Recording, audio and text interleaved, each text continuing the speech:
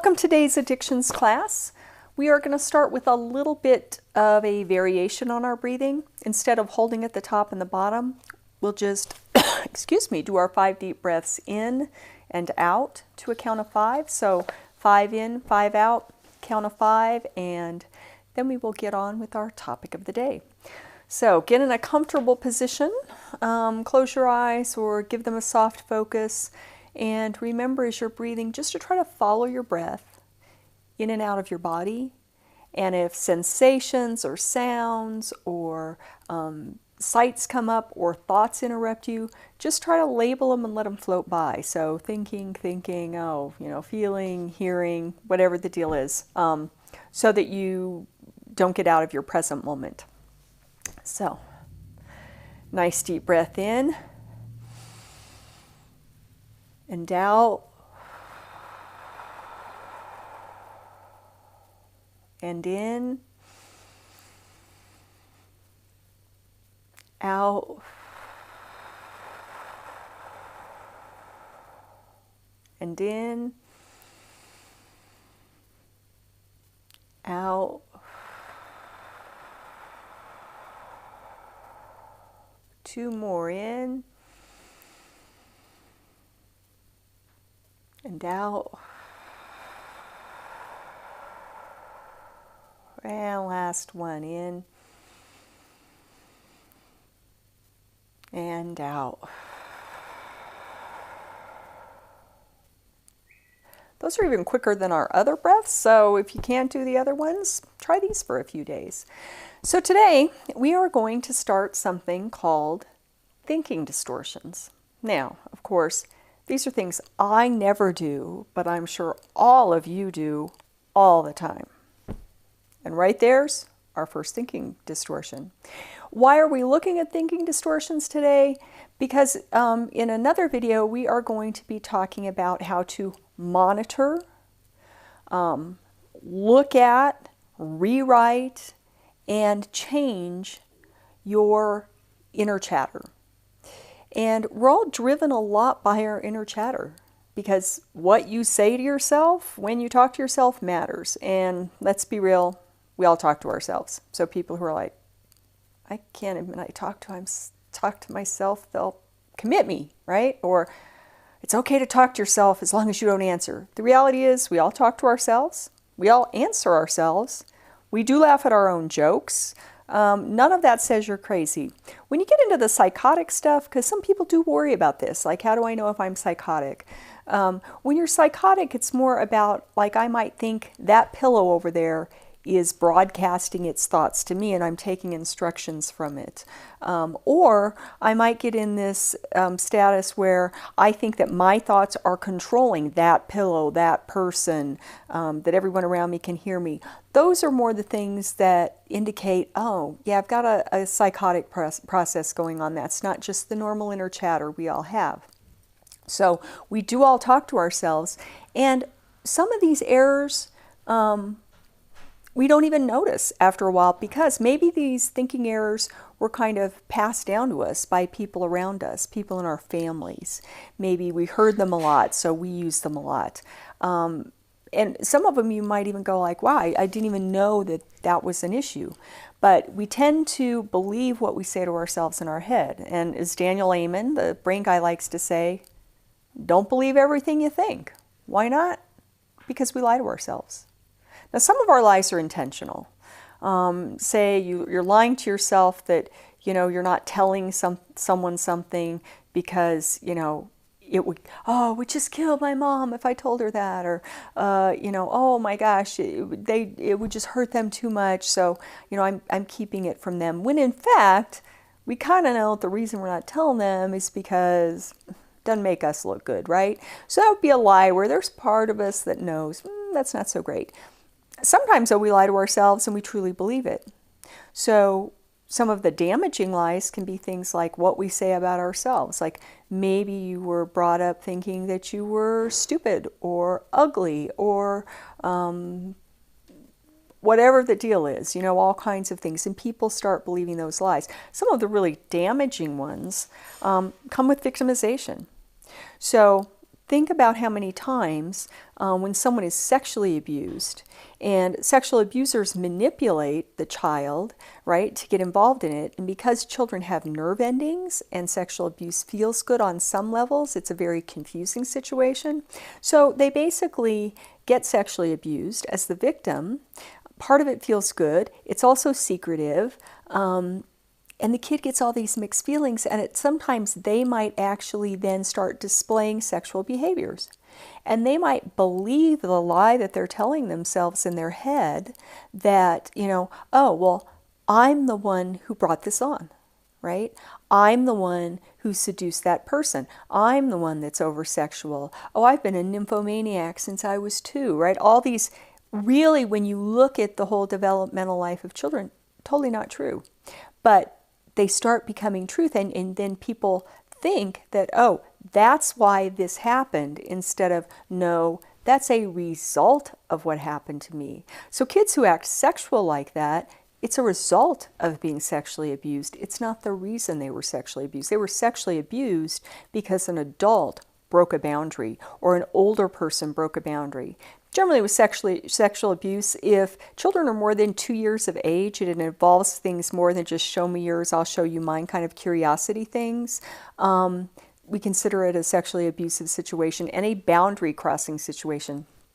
That word boundaries comes up all the time because people who don't have their maturity intact, they don't have that mature self, tend to have shaky boundaries.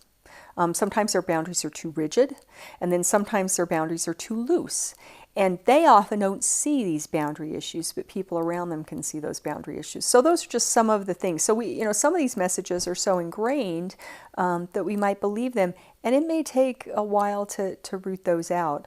I saw something on Facebook today, and I'll need to make a copy of it so I can really cover it, but it's like how people think it works, like, oh, you get wounded, and then just healing, boop, there you are, healing. And it's like, instead, this one shows like wounded, oh, digging deeper, oh, cleaning out the wound, oh, pain, oh, my gosh, learning a new skill. It's all these steps that it takes to get from wounded, something happened to me, all the way around, all this hard work that you have to do to get to the point of healing. So, having said that, I have little posters to show you, and then I have the same thing on a piece of paper so that I can read what's going on. And like I said, keep these in mind. If you were in class, I would give you a handout with these. But since you can't be in class, and you probably won't be able to commit them all to memory, if you can kind of at least think, oh, think of an example of a time I've done that. Maybe that will help. And 2, taking notes is a really good idea, because often when you learn things in more than one mode, so if you hear it and you see it like on my little posters, and then you write it down, which is physical, you tend to remember it more. Even if, the interesting thing is, even if you never look at those notes again, you remember better because you wrote it down. So, our first thinking distortion is all or nothing thinking, which is pretty self-explanatory based on the title. And that's kind of some of what I was using on my intro, right? This is when you see things in extremes. We often call this black and white thinking. Things are all right, all wrong, no in between. My way, highway, right, wrong, black, white, just no in between. And these are often people, another sign of it is the yeah buts. Someone will bring up another point and they'll be like, well, yeah, but, and they'll tell you why that can't possibly be true, because in their mind, there is only one way to do things. An old joke in family therapy is a woman, gets married. When people get married, basically they're combining 2 cultures because each family has its own culture. Well, she gets married and she's baking a ham. And so she asks her spouse, could you buy this ham at the store? Spouse buys a ham, brings it home. First thing the woman does, boom, boom, chops off both ends of the ham, throws them out. And the spouse is like, what are you doing, wasting that perfectly good ham? And she's like, well, everyone knows when you cook a ham, you chop off the 2 ends, and then you do all the stuff, you glaze it or put the little cloves in it or whatever. Says all that. So she bakes it, and after a while, they get in a fight about this, like, what's it about? What's it about? What's it about? And so finally, she says, well, I'm going to call my mom because I watched my mom make ham my whole life, and this is how you make ham. So, and he's of course saying, no, no, that is not how you make ham. I am sure that's not how you make ham. And so she calls her mom and says, hey mom, we've got this ongoing fight about this ham. And, I said, this is how you make it. Why do we make it that way? It's make it more juicy. Is it more tasty? You get rid of the fat part. And the mom says, no, it's because when I was making ham, it never fit in the pan. So we chopped off the end so it would fit in the ham, right? So sometimes even something that started and had a reason, it gets passed down as how things are. The reason gets lost and people just get rigid in, well, this is how it is. Like which way the toilet paper roll goes, or can you squeeze the toothpaste in the middle, or do you have to roll it up from the end? Now, people will often get really, that just get wigged out about this. Now, there's preferences. If you like to roll your toothpaste from the end, and no harm, no foul, roll your toothpaste from the end. If you like squeezing it from the middle, no problem. The question is how you can negotiate it. So, and we'll talk about that negotiation too when we get to another one, the whole in the middle thing. We'll talk about preferences, etc. And you can still change those things. So people who have been long time, toilet paper always goes over the top people, when they get young children or kittens, they might become, at least while the kittens are smaller, their children are small, they might become toilet paper goes underneath. And that's because when kids or kittens do this to the roll of toilet paper, if it's rolled up underneath, it just keeps rolling back on the roll. If you roll it over the top and they do that, boom, boom, boom, boom, boom, boom, boom, it goes all over the place. That can be a practical solution that if you stay stuck in these thinking distortions, you would never think of. So again, we can change these thinking distortions. Antidotes to this all or nothing thinking distortion. We have 10 of them. I'm hoping to get through all of them on this video, but if not, we'll do it on another one. Antidotes. Look for the gray areas. Or even, as I like to say, the rainbow areas. There might be an orange solution, a yellow solution, a green solution, and a blue solution. I've talked to my daughter a lot about thinking in the grays, and her fiance one time said, but I'm colorblind. Okay, he gets to think in the grays with a little bit of yellow because you can see that color, right? But for most of us, we can think in the grays. Now remember, gray might be dark gray or light gray. So when we say, think in the gray area, it's not always exactly in the middle. That's another form of rigidity. When we say the truth is somewhere in the middle, 50%, it's got to, compromise. We both meet halfway. On some things, we'll meet 90-10. Other ways, we'll meet 10-90 or 80-20 or whatever. So not everything is an exactly down the middle thing. And that's why, even in the state of Colorado, when people go like, I went to court and da-da-da-da-da, and, they'll look for an equitable distribution of assets. People go, but shouldn't it be exactly equal? It's not equal, right? They usually look at all kinds of factors involved, including who has the kids and all of that kind of stuff. So, truth is in the middle somewhere, but not necessarily smack dab in the middle. This is the yes and rather than no but. No, it's got to be this way, but you don't understand. It can't be any other way. This is where you say, yes, this could be true. Yes, you chop the ends off the ham, and I don't chop the ends off the ham. Now, once the explanation's there, people might change their minds. Or, here's one. I was brought up in a house that you rolled the toothpaste from the end. We didn't have a lot of money, so we used every last drop. We rolled it neatly. And then I got with someone who squeezed it in the middle. And it drove me crazy for a while. And then I was like, well, I can just roll it from, I roll it from the end and the squeeze would happen. And I roll it from the end and the squeeze would happen. And finally I said, am I really going to get so wigged out about this? And now I'm kind of an in-between person. I tend to roll, right, to get it squished to the bottom. But when I'm squeezing it on my toothbrush, I squeeze in the middle. So you can, we can all make adjustments, even though, and they're stupid things sometimes that seem like it, but that's getting out of that rigid mindset. So all or nothing thinking. Next one is overgeneralization. Now, overgeneralization means seeing a single negative event as a never-ending pattern of defeat. A while back, we talked about learned optimism and we talked about pessimism and those 3 Ps, permanent, pervasive, and personal. Well, this is the pervasive and persistent part, the permanent part, right? That once one thing happens, that's negative, you see it spreading to everything. That's pervasive. Okay, so something goes wrong, whole day is screwed up. One bad word is said, it's all over. It's that kind of making it apply to too many things. Overgeneralization. Use of absolutes definitely come here. Beginning, remember I said, things I never do, you always do. I'm sure all of you do this. Again, those absolutes come in there. So antidotes, learned optimism. When something bad happens, this could be an isolated event, right? So remember, those are those things that are temporary, right? Limited and not impersonal. They're not personal to me. That's that learned optimism. So making it, and if something's bad, it's bad, but that doesn't mean everything is bad. And use of conditional limited words. This time, sometimes, some people. Okay? One of my bad ones here that I need to keep working on is Subaru drivers, right? Because in my head, I go, all Subaru drivers are terrible drivers. And then I look for things that support my Subaru claim, right? Instead, excuse me, I need to be willing to say, some Subaru drivers are terrible drivers. And some Subaru drivers are good drivers. And if a Subaru driver cuts me off, I need to go, that Subaru driver just cut me off.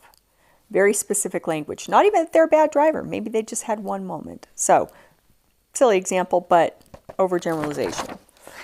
Next one is something we call mental filter. Picking out and dwelling on the negative and ignoring the positive. Dang it. This goes right along with that 5-to-1 golden ratio we've talked about in the communication unit, right? Instead of seeing something as some good parts about it, some bad parts about it, some in-between parts about it, right? Which we can deal with all of those things. It's like, just look for the negative. And remember that humans are attuned to look more for the negative than the positive. So it takes a mature human being to actually look for the positive. Now, again, remember, we don't want those shit-colored lenses. We also don't want the bright, hot pink-colored lenses, which totally ignores anything that could go wrong. So we want to be realistic. So we want slightly pink-colored lenses, is that learned optimism. Mental filters also say you spin on the negative, you mentally just repeat the negative, and then you act on that belief. And I brought up the example recently of listening to this meditation instructor who said she can get all these positive comments.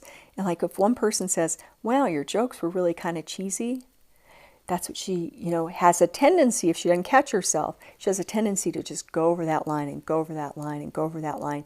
And then you start behaving differently because now you're believing it. Oh, people didn't like my talk. No one liked my talk. Oh my God, everyone thought my jokes were cheesy. Instead of, wow, okay, one person didn't like that joke.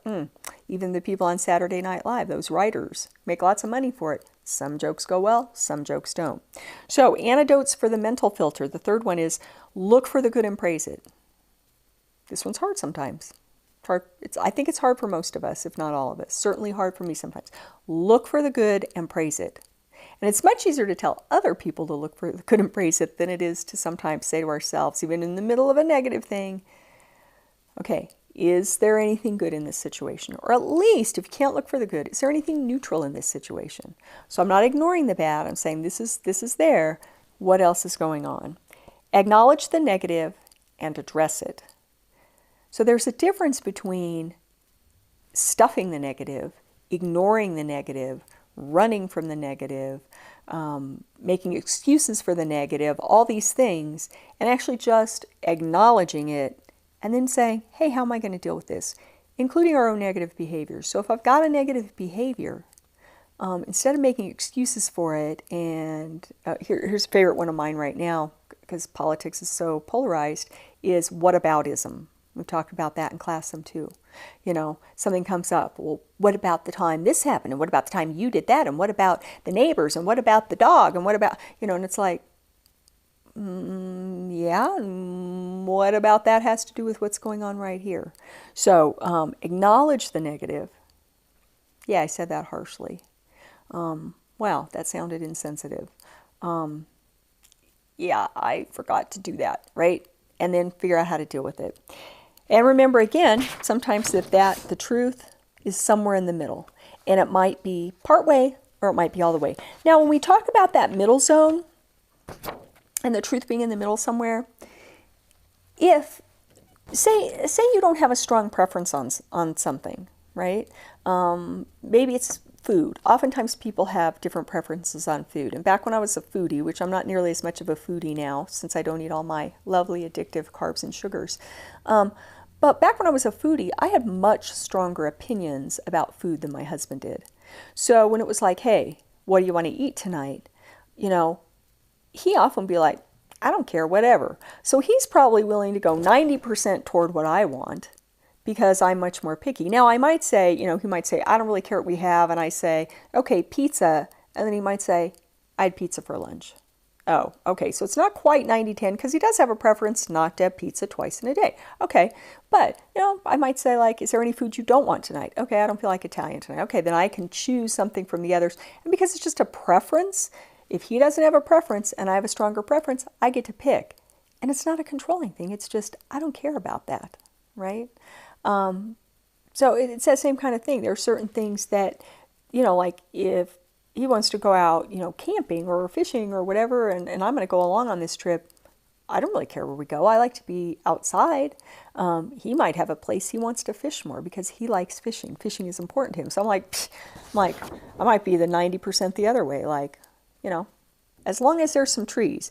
Now, I will think of an exception. When I was growing up, my dad liked to fish, and some of the places he liked to fish were just desolate. I mean, there's a lake, and then there's just nothing around it, right? Ontario Reservoir and 11 Mile Reservoir.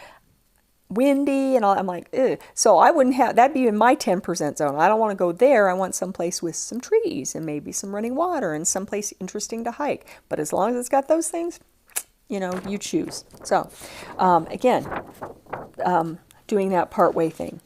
Next one is figuring out my things here. Discounting the positives, okay? This is more when positives come our way.